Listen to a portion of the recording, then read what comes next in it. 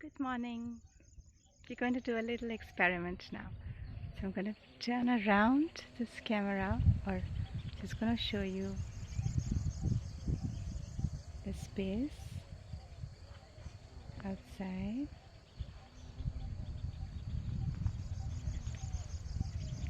And I want you to just pay attention to the sounds, the quality, the essence of this space. There's a quietness and stillness, and yet the birds and crickets and insects and peacocks are on a riot. There are the sounds.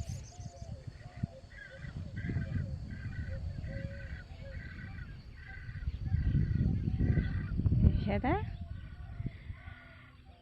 And just allow that quality, that essence of that space to sort of find its way inside of you.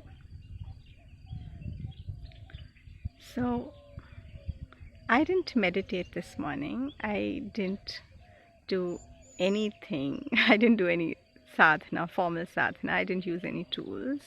Just came out on a walk here, and it's like automatic meditation. It's just the quality and essence that's outside just found its way, crept inside of me, and that's what I'm experiencing inside of me.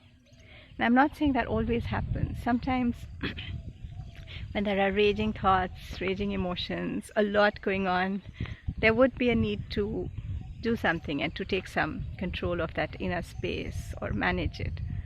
But when there's not anything too strong, you can just let go, and that's what I did. And then the quality outside just seeps in inside, and you can experience it inside as your life. I'm just going to show you a bumblebee and some flowers. Wait, let me do this.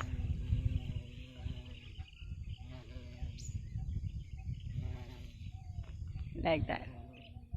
So you let that energy of that bee come in and be you. So I can be the bee for a moment, and I can be this flower, and I can be that bird. And that's the gift that nature can be for us.